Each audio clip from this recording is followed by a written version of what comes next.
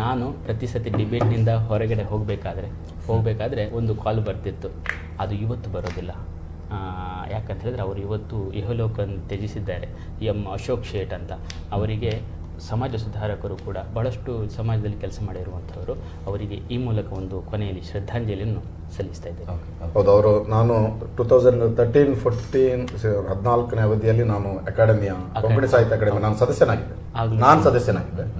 ಅದಕ್ಕಿಂತ ಹಿಂದಿನ ಅವಧಿಯಲ್ಲಿ ಅವರು ಕಾಸರಗೋಡು ಚಿನ್ನರವರು ಅಧ್ಯಕ್ಷರಿದ್ದಂತಹ ಸಂದರ್ಭದಲ್ಲಿ ಅವರು ಕೊಂಕಣಿ ಅಕಾಡೆಮಿ ಅವರು ಸಹ ಸದಸ್ಯರಾಗಿದ್ದರು.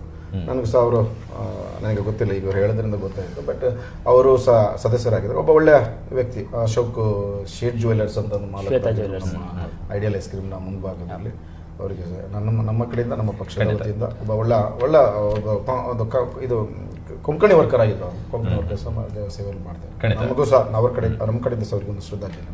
ಖಂಡಿತ ಅತಿಥಿಗಳಾಗಿರ್ಬೋದು ಅಥವಾ ಅವರು ಹೇಳಿರುವಂಥ ಮಾಹಿತಿಯನ್ನು ಕೂಡ ಅವರು ಹೇಳಿಕೊಂಡು ಅವರ ಪರಿಚಯವನ್ನು ನಮ್ಮ ಟಿವಿಯ ಕಡೆಯಿಂದ ಮತ್ತು ಸಮಸ್ತ ವೀಕ್ಷಕರ ಪರವಾಗಿಯೂ ಕೂಡ ಅವರಿಗೆ ಶ್ರದ್ಧಾಂಜಲಿಯನ್ನು ಸಲ್ಲಿಸ್ತಾ ನಮ್ಮ ಕಾರ್ಯಕ್ರಮವನ್ನು